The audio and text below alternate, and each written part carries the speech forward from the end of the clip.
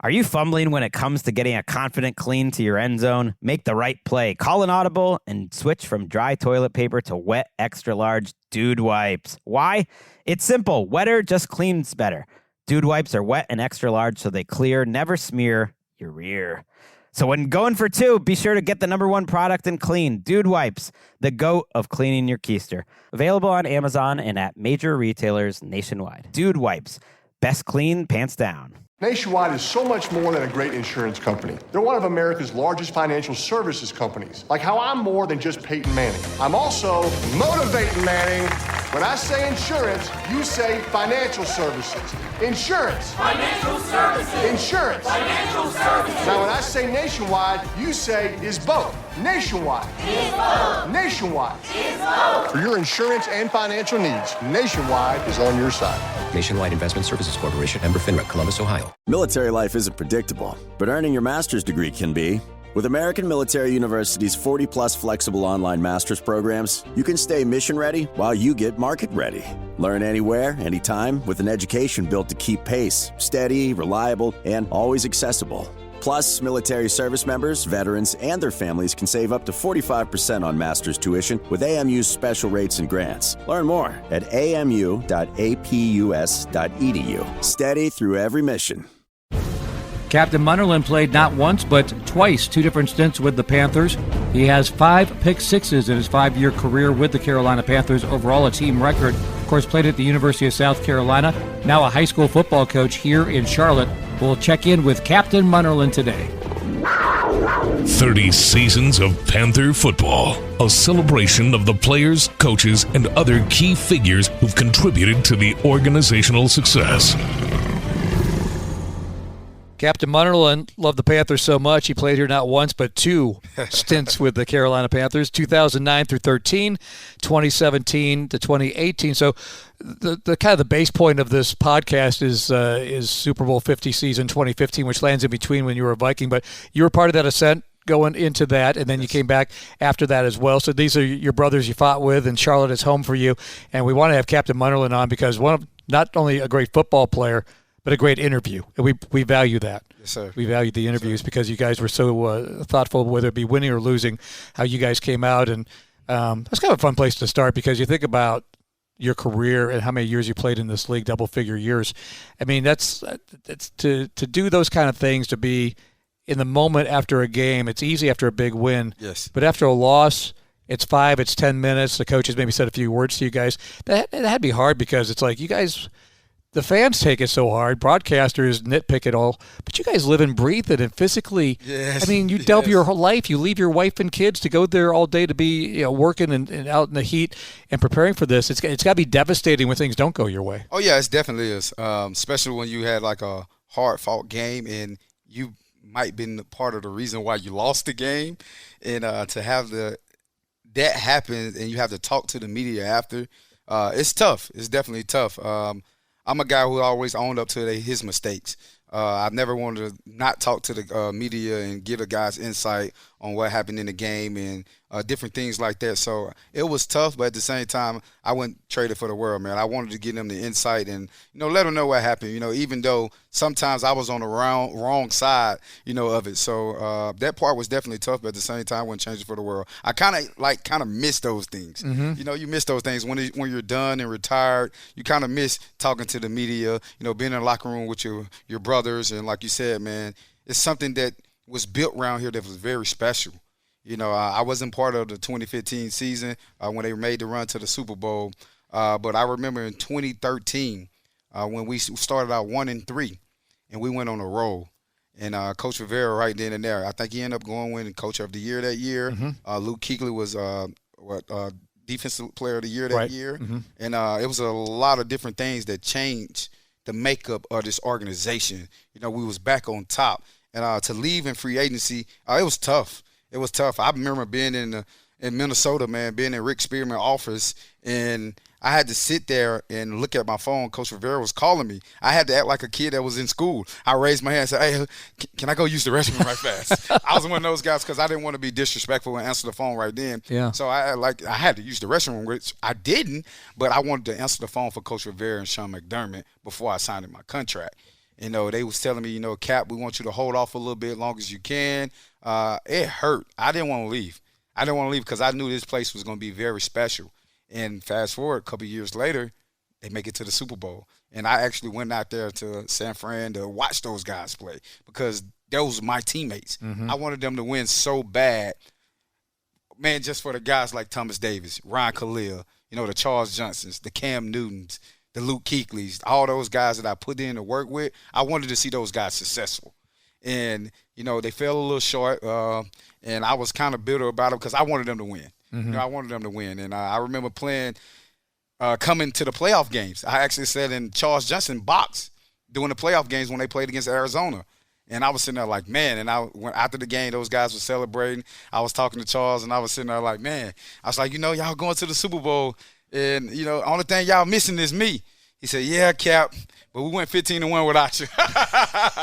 And I was like, yo, but, you know, it was just all love. Might have gone 16-0 with you, though. You can always throw that back out. Yeah, so, man, but just to see those guys have success, man, I was happy for them. Well, and John Beeson says the same thing. He was at the Super Bowl, and you probably saw him there sitting, he said, with Thomas Davis's wife, and he was in that part of the stadium that day. It's kind of a similar story because you guys had a similar timeline where you both 2013 was the jumping off point to your next team. You go to Minnesota for 3 years. You come back to the Panthers, though. But you started with the John Fox era, and then you had the Ron Rivera era. So you really did hit kind of the sweet spot of the Panthers' success as far as maybe not the particular years exactly, but really got a nice swath of working under two really good coaches. Oh, yeah, really, two great coaches. We was just talking about a couple of guys. We was just talking about how when I first came into the league in 2009, having John Fox as our head coach, probably one of the toughest coaches I ever been around when it came to hard-nosed football. I remember calling my mom after my first training camp practice and was like, ooh, Mom, I don't know if I'm built for this because Coach Fox was so grind. We was full pad first day. You know, now it's rules you can't with the new CBA and things like that. With Coach Fox, this first day full pad is live goal line. It's like, yo, we want to see who really want to be out here. And I remember going and I got to tackle D'Angelo Williams and, you know, Jonathan Stewart. And I'm sitting at 21 years old like, whoa, and it's live. I got to take them to the ground. You know, and you stop taking people to the ground like in high school. You know, they don't do that now. No, in college, it's thud up, tag off. But Coach Fox was live. And I was sitting there like, Mom, I don't know. Like, this NFL, I got grown men out here, Julius Peppers, Steve Smith. You know, I got Travell Warden, who was like a big brother to me, South Carolina connection. I was like, this is different. You know, then to fast forward, then, you know, Coach Fox would go on to a different team, and we get Coach Rivera. That's when the CBA started to change a little bit. You couldn't have two-a-days. One of them had to be a walkthrough, and then you have practice. And it was kind of changed. The makeup kind of changed, and we had to buy into a whole nother system. I even had to learn a whole nother position because with Coach Fox, I was a corner. With Coach Rivera, he talked to me being a nickel. And I'm sitting there like, man, nickels don't get paid. They don't look at me the same. Like, no, I'm not a nickel. You know, I know I'm a smaller guy, but I'm not a nickel back. But Coach Rivera told me, he set me down. You know, he coached guys like Ricky Manning when he was in Chicago. He coached other great nickels, and he was letting me know, like, Cap, you can make a lot of money playing nickel. You can really – It's kind of evolved since when you started at that position to where it is now. You can be the best nickel in the league. He's like, I believe that. I really, truly believe that. And I always, you know, joke with him like, you brainwashed me. Because then when I got a little older, all I wanted to do was play nickel. I was like, man, I can funnel these guys to Thomas Davis and Luke Kuechly, and I can look good. Shh, sign me up. You know, sign me up. So I had two great coaches, you know, who really taught me how to play the game the correct way. And I had great teammates who really showed me how to be a pro. Being 5'9", was it something, two things. One, how did you make up for that in other ways? And secondly, did it give you added incentive because people were taking you lightly? Because you sure proved it being in the NFL for as long as you were. Oh, yeah. I think the incentive of being 5'9" was I was already low to the ground. So when I played bigger guys, like when I played the guys like Julio Jones and the Vincent Jackson, you know, rest in peace, the guys like that, it was easier for me to get underneath those guys, you know, and my feet so happen to move better than those guys, because I'm quicker than them. I can get in and out of cuts. Is not better than those guys, and me having that low gravity to the ground, I got underneath those guys. And something that they're probably not used to. Something of a mismatch they're not used to. Yeah. Yes, and the only thing I was challenged with was vertically. if the ball up in the air, I knew I was in trouble. Jump ball's going to be hard. Yes, jump ball's going to be hard. Just physically, I can't jump with those guys who's 6'1" and 6'2", who got 40-inch verticals, and I'm sitting at 5'9", who can jump 38 to 40, but it just don't match. It just don't match. So my cue was I had to win at the line of scrimmage. Let me get the quarterback off this route right here and let those guys hunt up there, the Greg Hardys, the Charles Johnsons, the Julius Pepper. Let those guys hunt. So if I win at the line of scrimmage, I don't have to worry about the jump ball. So that's what helped me in the NFL, and Steve Wilkes, he taught me a lot of great things on how to play the bigger guys. It always, playing a bigger guy, it could never be ball them than me because they just put me on their back and they just treated like a rebound. It always had to be ball, me, then them. Mm-hmm. So I had to play in between, try to get my hands on the ball because if not, those guys are just going to box me out. And I physically couldn't stop those guys. There's just something I couldn't do. So Wilkes showed me that technique, and, the rest was history, man. To play double digits in the NFL, it's tough. Mm-hmm. It's tough. And I was with the old CBA for some years and the new CBA. And I always joke with some of the younger guys now and say, man, if I had this CBA, I'd play 20 years. Mm-hmm. No, it is tough. It is tough, man. And I just I thank a lot of people, for getting me there, man, and helped me to sustain my career and to be the pro that I became. You hold one of the, I think, not talked about enough, most underrated records in Panthers history. I know you're nodding your head.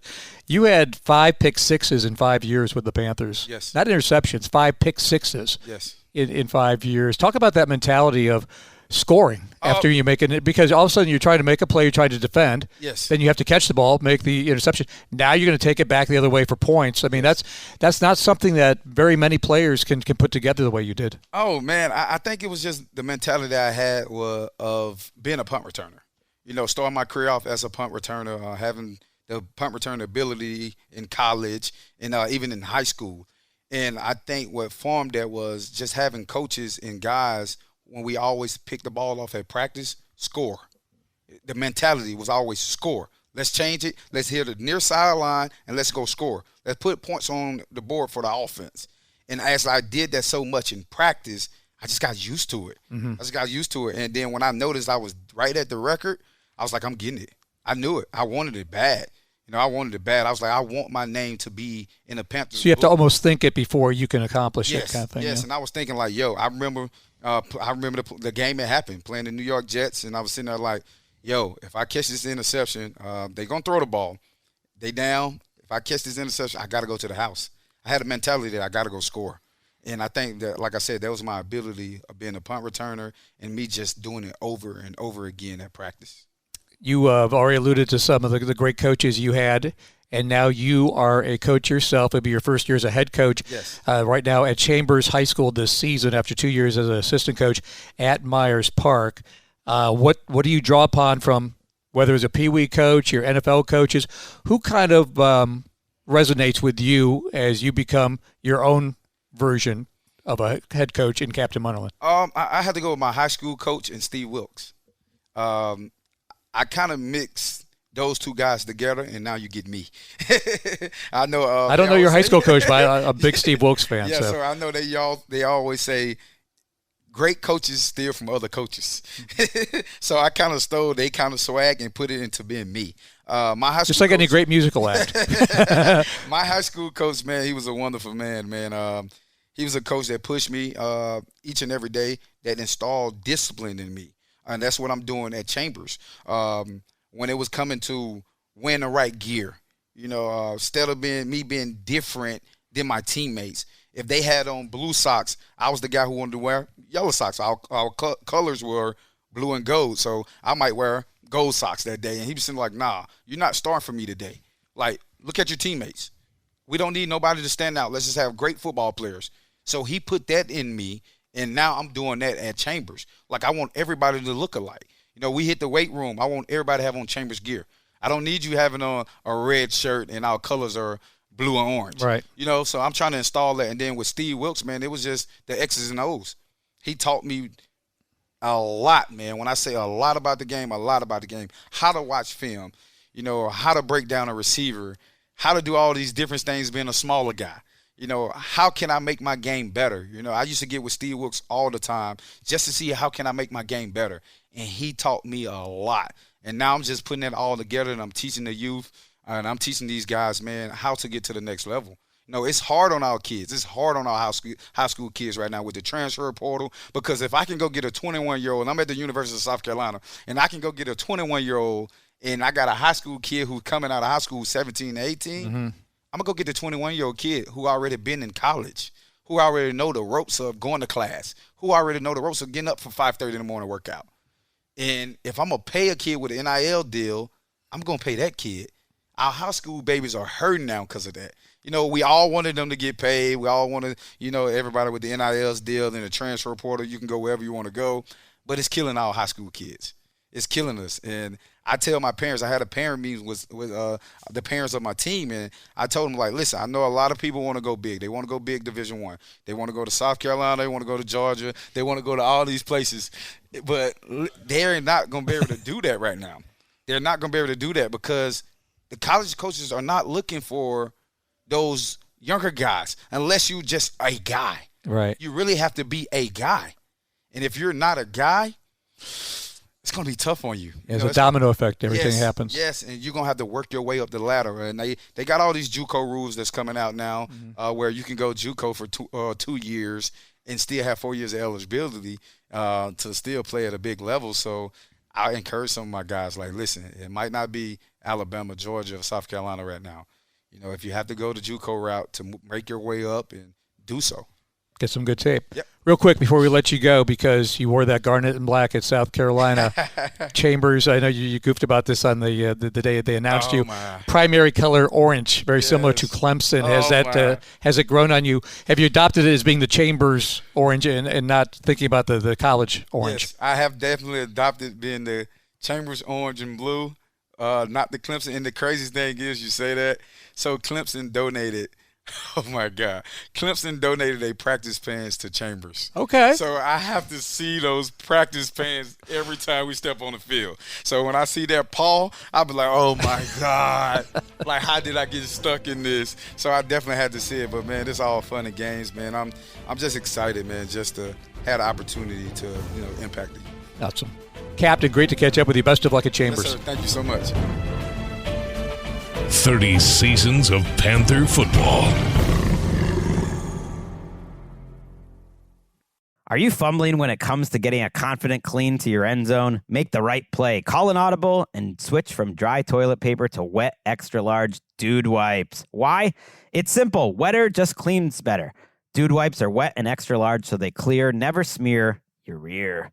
So when going for two, be sure to get the #1 product in clean, Dude Wipes, the GOAT of cleaning your keister. Available on Amazon and at major retailers nationwide. Dude Wipes, best clean, pants down. Get almost anything you need delivered with Uber Eats. What do we mean by almost? Well, you can't get a well-groomed lawn delivered, but you can get a chicken parm delivered. A little escape? No.